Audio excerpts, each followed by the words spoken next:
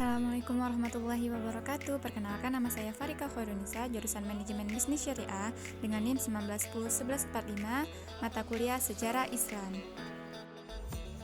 Ada yang tahu nggak sih sejarah peradaban pemikiran ekonomi Islam pracendekiawan Muslim, yaitu Abu Hanifah dan Al-Ghazali?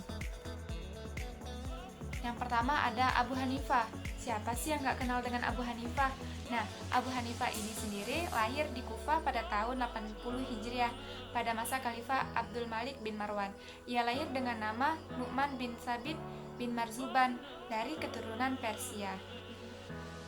Lalu qadarullah beliau wafat pada tahun 1500 Hijriah yang mana pada masa Imam Syafi'i lahir.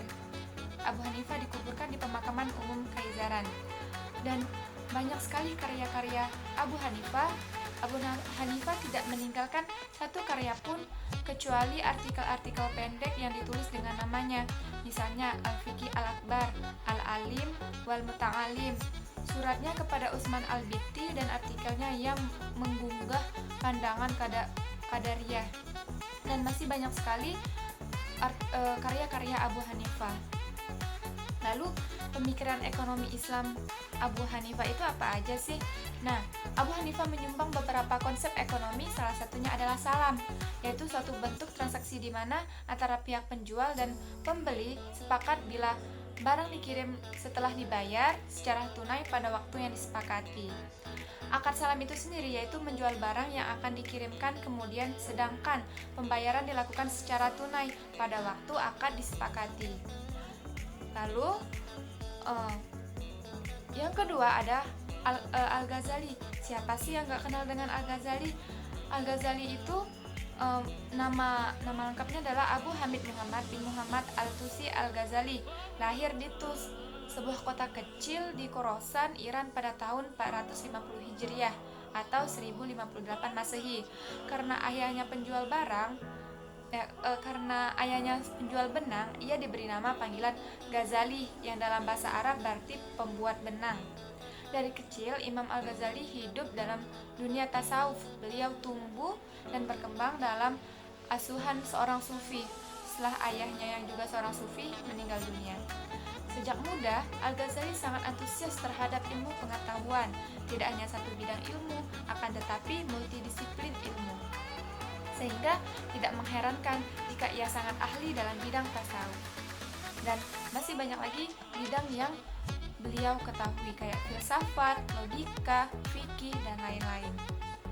Nah, perjalanan Al-Ghazali itu ada di kota Tus, Jurjan, Naisabur, Baghdad, Syriah, Palestina, dan Mesir pada masanya. Apalagi sih karya Al-Ghazali?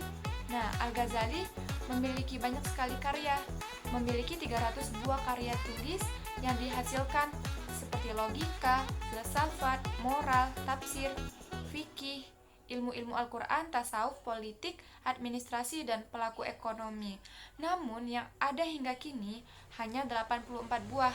Karya-karyanya telah banyak diterjemahkan ke dalam berbagai bahasa seperti Latin, Spanyol, Perancis, Jerman, dan Inggris. Di antara karya-karyanya adalah Ihya Ulum ad-Din atau Tauf al-Falsifah, Minhaj al-Bidin, dan masih banyak sekali karya-karya beliau.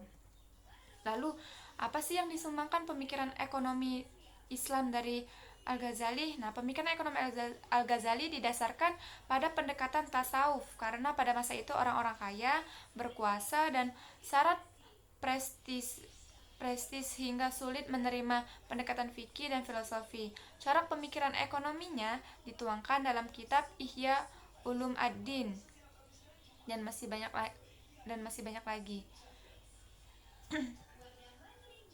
Konsep ekonomi Al-Ghazali. Menurut Al-Ghazali ada 3 alasan mengapa seorang harus melakukan aktivitas ekonomi, yaitu yang pertama, untuk mencukupi kebutuhan hidup yang bersangkutan, yang kedua, untuk mensejahterakan keluarga, yang ketiga, untuk membantu orang lain yang membutuhkan. Mungkin cukup sekian, semoga bermanfaat apa yang telah Farika sampaikan.